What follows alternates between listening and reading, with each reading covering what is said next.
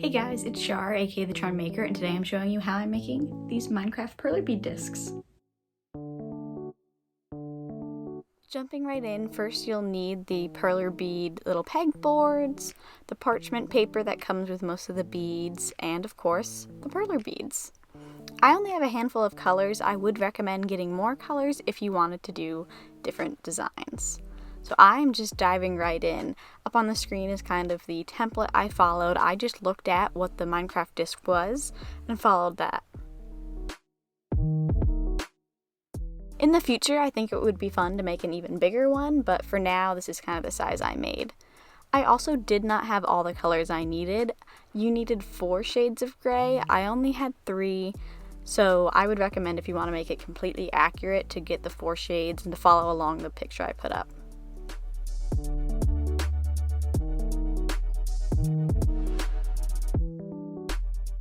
I went back and forth using the tweezers and getting little piles of beads or just taking straight from the container, and I found using the tweezers and going straight from the container worked best for me. It just kept me more organized and allowed for me to have more control over the little beads. The first disc, I used green in the center to make it the cat disc, but then I did a second one. I didn't have any specific colors. I wanted to do disc 13, but I didn't have any yellow for the interior, so I just did different shades of green, another white one, just to kind of mess around with it so that I could have my own take on the Minecraft discs. But the first one I purposely did so it looked like the cat disc. So here's a closer, more zoomed in version, so you guys can either screenshot this and use this for different Perler bead, I guess, sort of templates if you'd like, but again, the picture I put up works just as well. So then I went in and I did a third. I decided to do this one with the cream just because, again, I didn't have the proper colors, but these really didn't take that long to do. It was about 10 minutes or so to place every bead for one of the discs. After doing those 3 initial discs, I knew I wanted to do disc 11. That one is my favorite one. It's the broken disc. And so this one was a little bit more complicated. I'll put up the picture I followed on the screen. And it ended up getting messed up towards the end, but I am really happy with how it turned out. Again, this one needed 5 shades of gray, and I still only had the 3. So I made do with what I had, but I am happy. This one's my favorite of how it turned out, just because it is the broken disc, and it's different, of course, and just... it's really cool to look at visually, and it was a lot of fun to place because I had a little bit more fun with it because I was missing so many colors. I just got to kind of freestyle of what colors I used with all my grays and the whites that I had. Little fun fact about me, one of the ways that I help myself fall asleep is by listening to MatPat's Minecraft game theories. If I am really struggling to sleep, I put those on and I will listen to them, but his one on the music discs I can't listen to before I fall asleep because it does spook me out. I've been playing Minecraft since, I'd say, early 2012, and things like that still scare me. I can't go caving without a million torches, and if a creeper sneaks up on me, I am as good as dead. I remember in middle school I used to love to play the tutorial because I loved walking around the entire world and finding all the music discs that were in those chests. I don't think that tutorial world exists anymore, or it hasn't for a while, but I do really miss it because I loved it, and I loved exploring, finding all the discs, and of course now in traditional vanilla Minecraft, being able to find the discs that either spawn when you kill a creeper or skeleton. I get a little confused with it.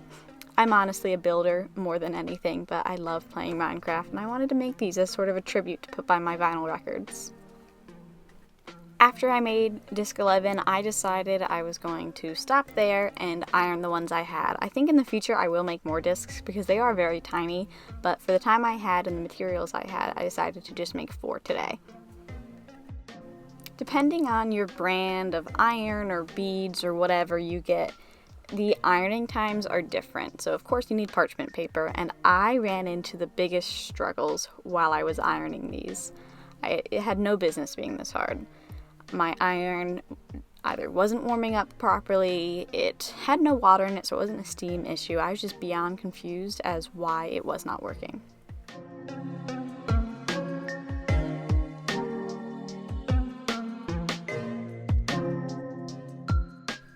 So allegedly, it should take about 10 to 20 seconds, it says on the instructions for these to melt per side. It took closer to 3 to 4 minutes per side for me. It said don't press, but I had to press. It said don't move in circles, but I really had to move in circles or things fell apart. Honestly, this whole ironing step went awful, so do not follow what I do. It worked, but it didn't work as quickly as it should have.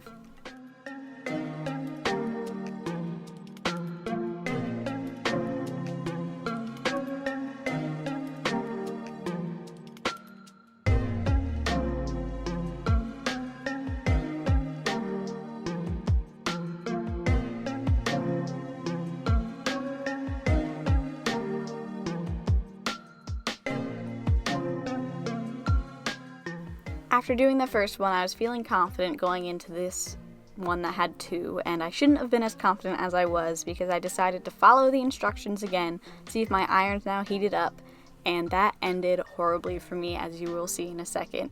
The parchment paper got stuck to my iron, I peeled it back, and my desk fell apart. So here's a lovely close-up of me fixing it. Thankfully, this one was pretty easy to fix because I had the one directly above to mirror it off of. But it was annoying that I had to fix it, but I learned my lesson of taking my time with the iron and making sure to not follow the instructions because they're wrong. They didn't work. It didn't work out for me. Thankfully, after that mishap, these 2 went very smoothly. I am pretty happy with how they turned out, but I still had to do the final disc 11.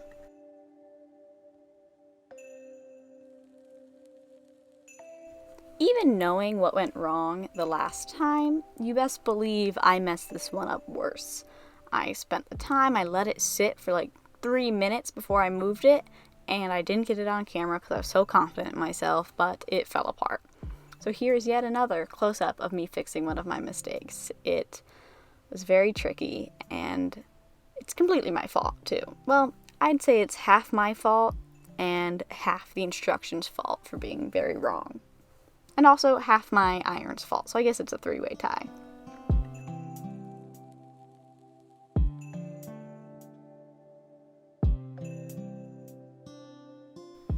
Once I got it fixed, I went in and ironed it again. Now, I left this iron on there for so long that my iron automatically turned off. But it worked. I still fixed it up a little bit more, but I was pretty pleased with how it turned out considering how much of a mess it was. I did not put it back properly. In fact, I had like 3 or 4 extra beads after I fixed it, which was concerning, but I just went with it because it's broken, it's not supposed to be perfect, or at least that's what I was telling myself.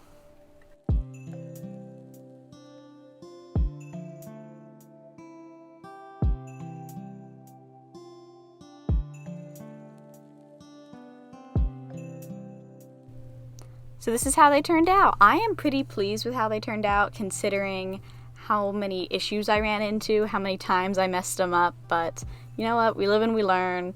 They finally worked out. I'm happy with them. I used little command strips and stuck them onto my wall near my record player, and I think it turned out really cute. I'm happy with them. I think I want to make more in the future, definitely, because they're very tiny, and I want to make a bunch.